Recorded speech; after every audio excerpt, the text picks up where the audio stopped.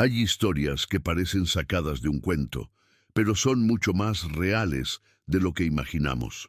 A veces, un simple gesto puede transformar vidas enteras. En esta historia, conoceremos a una mujer que llegó a un hogar marcado por el dolor, la frialdad y el vacío, y que sin proponérselo logró devolverle la vida a una familia rota. Un niño que parecía estar atrapado en su propio silencio y un padre perdido en el control, luchando contra sus propios miedos y traumas. Como un balde rojo, una flor y una mujer sin miedo lograron lo que ni el dinero ni la ciencia pudieron. No te pierdas esta conmovedora historia de amor, perdón y redención. Si te gusta este tipo de contenido, no olvides suscribirte a nuestro canal Cuentos para el Alma. Publicamos 2 videos todos los días y si te ha gustado esta historia, dale me gusta y déjanos en los comentarios de dónde eres y a qué hora nos escuchas. Estás despedida. Esas fueron las palabras que 47 sirvientes escucharon en menos de 2 años. 47. Una cada 2 semanas en promedio. ¿El motivo? Un vaso fuera de lugar, una toalla mal doblada, una que se atrevió a cantar mientras limpiaba la sala, otra que sonrió al hijo de su patrón. Javier Hernández, multimillonario dueño de la mitad de los edificios en Monterrey, convirtió su mansión en un campo minado. Nadie duraba. Nadie se acercaba a su hijo Gabriel, de 5 años, que no decía una palabra desde el día en que su madre fue enterrada, hasta que llegó la 488. Una sirvienta sencilla, sin estudios, sin miedo. Y ella hizo lo que ni los médicos, ni los especialistas, ni siquiera todo su dinero pudieron hacer. Devolvió la voz al niño. Esta es la historia de cómo un balde rojo, un gesto de cariño y una mujer valiente reconstruyeron una familia destrozada. Y todo comenzó de esta manera. ¿Alguna vez has visto esas casas de revista? Piscinas infinitas, jardines enormes, candelabros de cristal que cuestan más que un departamento entero.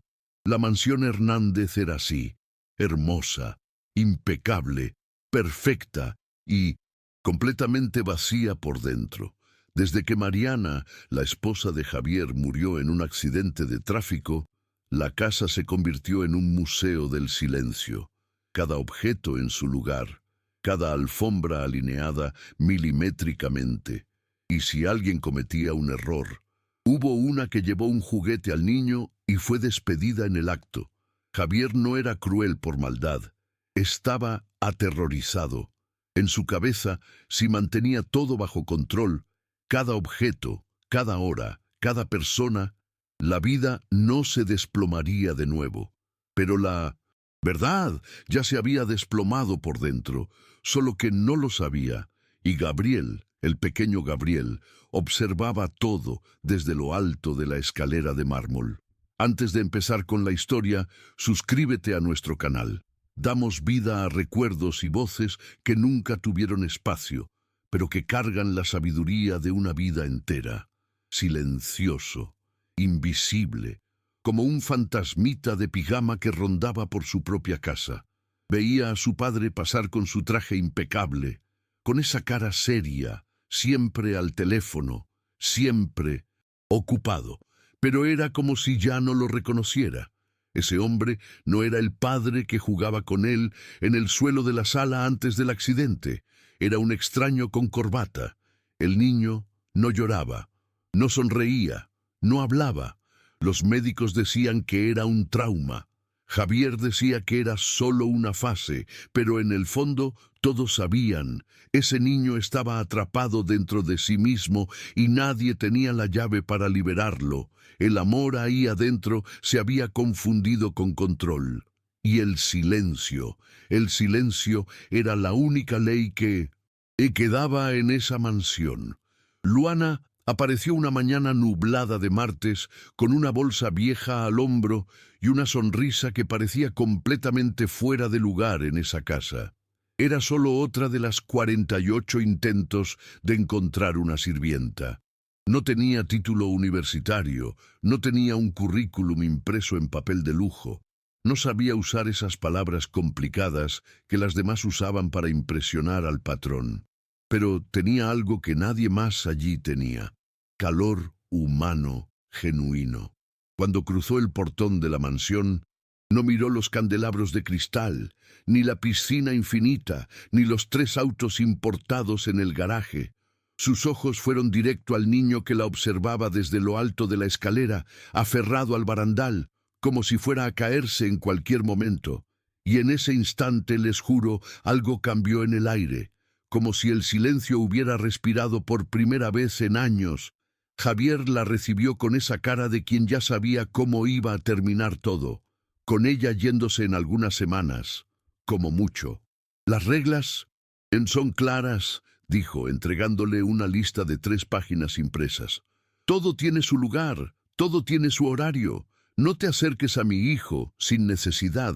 Está en tratamiento especializado y no puede tener interferencias externas que interrumpan el protocolo médico. Luana escuchó en silencio, asintió con la cabeza y guardó la lista en el bolsillo de su delantal. Entendido, señor Javier.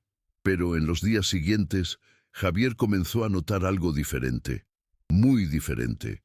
Luana no pedía permiso para existir. No se encogía cuando él llegaba a la sala. No se justificaba por cada movimiento. Simplemente hacía lo que tenía que hacer, con una calma imperturbable que desarma a cualquiera. Y lo más extraño de todo, no le tenía miedo. Todo el mundo le temía a Javier Hernández, el portero, los proveedores, los empleados de sus empresas. Hasta los médicos que trataban a Gabriel hablaban con él mirando al suelo, menos ella. Y eso le molestaba profundamente, porque el miedo era su herramienta. Así, mantenía todo bajo control. Pero con Luana, el miedo simplemente no funcionaba. 5 días después de su llegada, Luana estaba limpiando la estufa abandonada en la parte trasera de la mansión. Ese lugar estaba medio aterrador, lleno de plantas muertas, telarañas, herramientas oxidadas y esa sensación de que nadie había pisado allí en años. Fue entonces cuando encontró un balde de plástico rojo, completamente polvoriento, tirado en un rincón entre macetas rotas.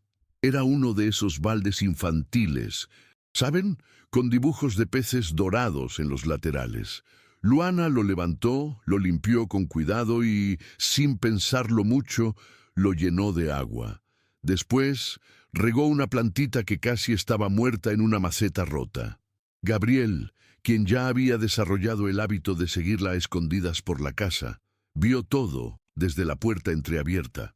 Fue un gesto tan simple, tan sencillo, que cualquier persona lo haría sin pensarlo 2 veces. Pero para ese niño, fue como si una ventana se abriera en una habitación oscura que llevaba años cerrada.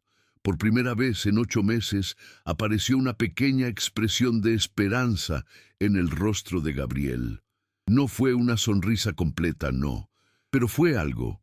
Fue un brillo en sus ojos. Fue vida queriendo brotar de nuevo. Javier, que estaba en su oficina revisando contratos, miró distraído por la ventana y vio la escena. Luana regando una planta moribunda con un balde de niño. Gabriel observando con esa mirada de quien acaba de descubrir algo muy importante. La respiración de Javier se detuvo en su garganta. Hacía tanto tiempo que no veía un acto de cuidado así, un gesto tan simple, sin objetivos, sin métodos, sin protocolos científicos, solo cuidado. Y por primera vez, Javier se hizo una pregunta que le dolió en el alma. ¿Será que olvidé cómo hacer esto? ¿Será que olvidé cómo cuidar? En las semanas siguientes, algo muy bonito y extraño comenzó a suceder.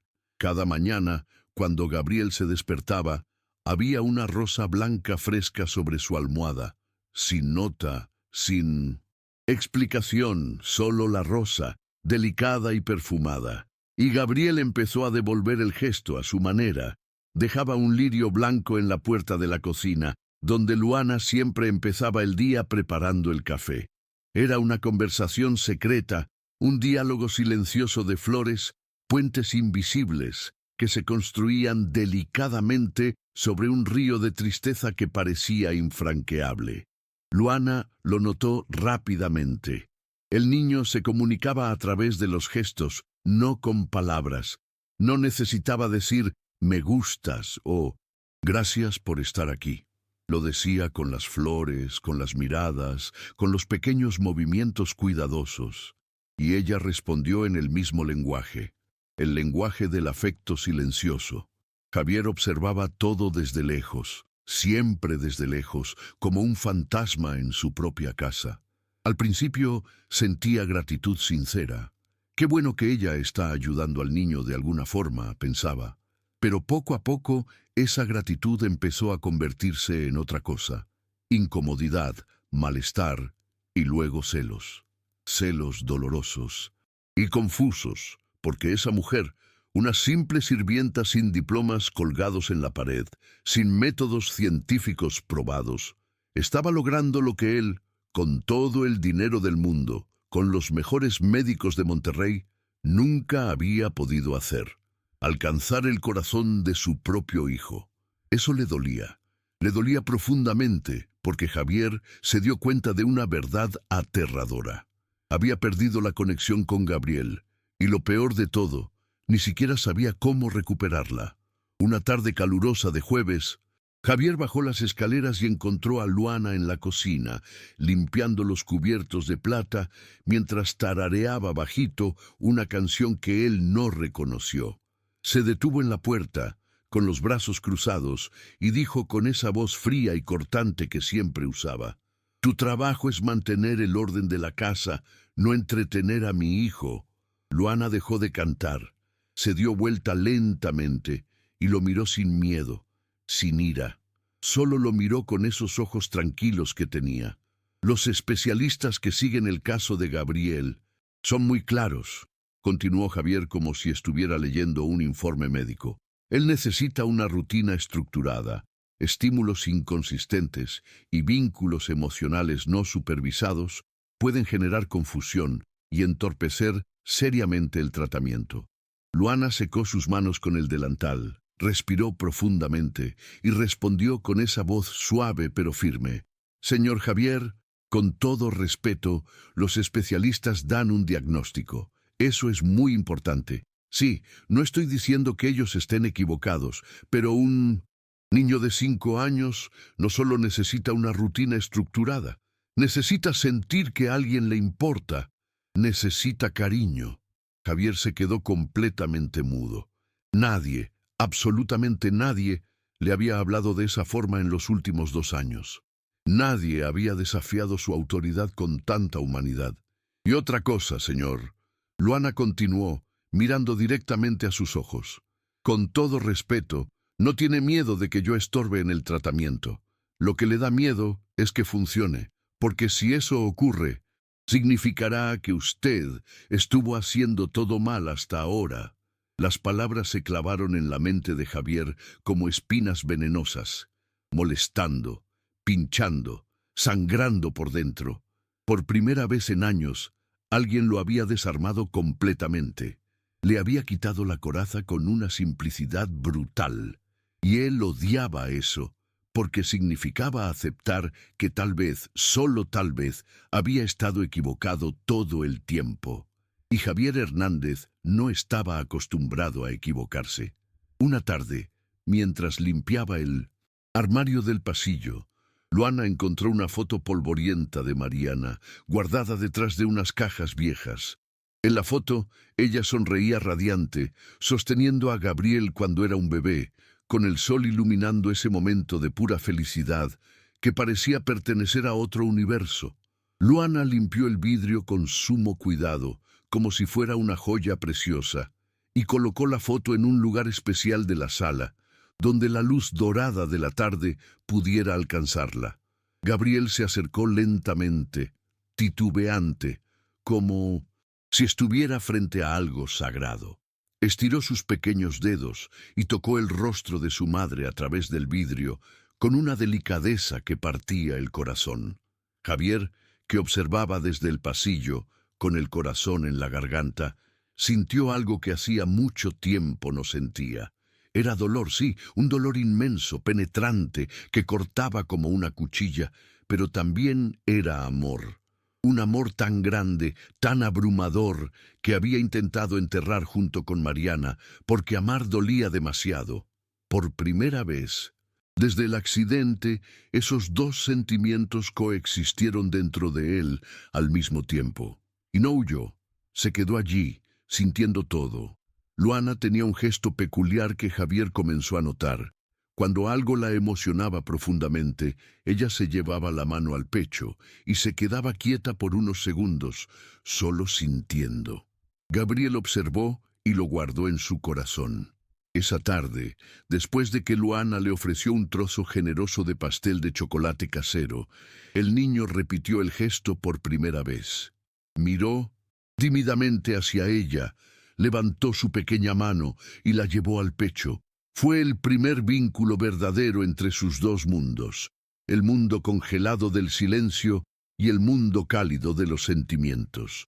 Y Javier, observando desde la puerta de la cocina con lágrimas en los ojos, se dio cuenta de algo fundamental. Luana no le estaba robando a su hijo. Ella les estaba enseñando a los dos, padre e hijo, a vivir de nuevo. Esa noche, Javier se armó de valor. Entró al cuarto de Gabriel a las 9 de la noche con un cuaderno de dibujos nuevo y una caja de crayones.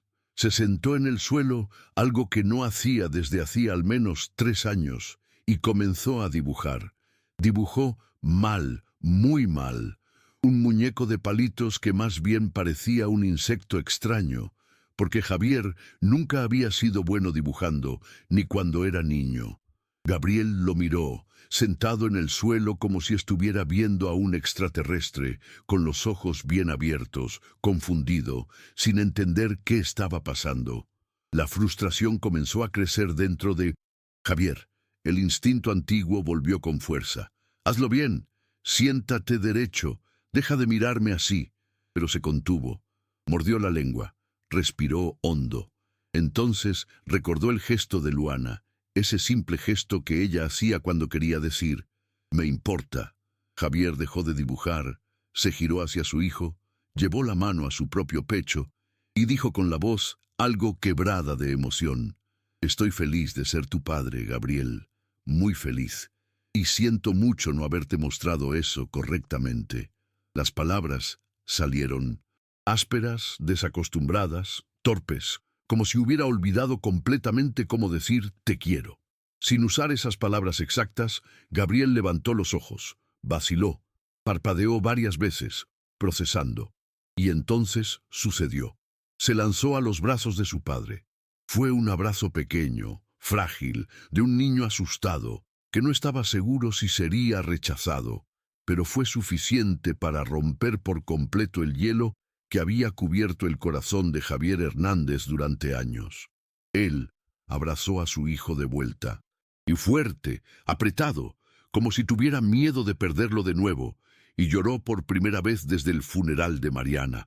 Lloró en voz alta, sin vergüenza, sin control. El silencio de la mansión, por un instante precioso, se transformó en calor humano, en vida renacida, en amor resucitado. 3 meses pasaron. Gabriel estaba visiblemente mejor. No hablaba aún, pero sonreía con frecuencia. Dibujaba todos los días, interactuaba, jugaba con Luana en el jardín. Incluso había vuelto a comer bien. Pero Javier, aún inseguro y lleno de miedo, insistió en llamar al doctor Gustavo Fernández, un pediatra muy famoso de Monterrey, especialista reconocido en trastornos del desarrollo infantil. El hombre llegó con maletín de cuero italiano, gafas de lujo, y esa postura inconfundible de quien cree tener todas las respuestas. Trajo hojas de cálculo coloridas, pruebas estandarizadas a nivel internacional, protocolos complejos con nombres en inglés que nadie podía pronunciar correctamente, y el aire de la casa volvió a enfriarse como en un invierno súbito. El doctor Fernández pasó 2 días aplicando evaluaciones, hizo preguntas demasiado directas, ignoró por completo los pequeños gestos del niño. Trató a Gabriel como un caso clínico, no como a un niño. Y Gabriel, bajo esa mirada fría y mecánica, volvió a cerrarse, como una flor que se marchita instantáneamente cuando la sacas del sol. Al final del segundo día, el doctor Fernández se sentó con Javier en su oficina y dio su diagnóstico con un tono profesoral. Señor Hernández, estos métodos informales son extremadamente peligrosos. Generan una confusión emocional grave, oscilaciones de ánimo impredecibles y entorpecen seriamente el progreso del tratamiento científico. Lo que usted está viendo es una ilusión de mejora, no una mejora real. El niño está siendo condicionado emocionalmente de una forma no supervisada. Javier, que siempre había confiado ciegamente en los especialistas, sintió que el suelo se desmoronaba bajo sus pies. El miedo volvió con toda su fuerza. ¿Y si estoy haciendo todo mal otra vez? ¿Y si estoy empeorando la situación de mi hijo? Esa tarde explotó contra Luana en la cocina. Me diste una esperanza falsa. Él estaba mejorando y ahora volvió a cerrarse completamente. El médico dijo que lo estás confundiendo, que estás interrumpiendo el tratamiento. Luana no respondió, no se defendió, solo lo miró con esos ojos profundos, llenos de comprensión y tristeza, y salió de la cocina en silencio, con lágrimas cayendo por sus mejillas. La mansión volvió a ser lo que siempre había sido, un mausoleo de mármol y tristeza, pero ahora el silencio pesaba diferente, mucho diferente. Era un silencio de arrepentimiento, de pérdida consciente, de retroceso que dolía físicamente en el alma, porque todos sabían que algo precioso y raro había sido destruido y quizás nunca podría recuperarse. Javier se quedó solo en su oficina hasta la madrugada, rodeado de recuerdos que lo torturaban. La foto de Mariana sobre la mesa, sonriendo, como si la vida fuera eterna. El diploma enmarcado en la pared que no significaba nada. Los libros caros sobre desarrollo infantil que había comprado, pero nunca había leído de verdad. Y ese peso horrible en su pecho, esa sensación de haber destruido con sus propias manos la única oportunidad real de sanar.